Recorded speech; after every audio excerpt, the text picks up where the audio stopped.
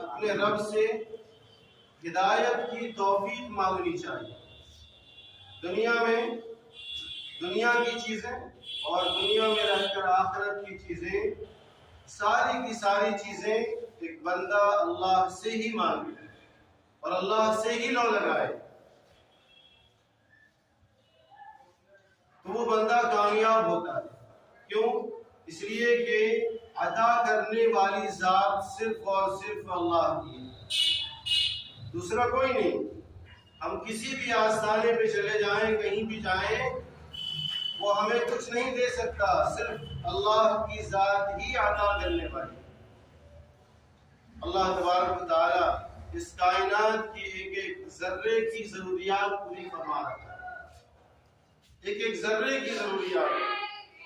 ہم انسانوں کی ضروریات بھی اللہ ہی پوری کرتا ہے۔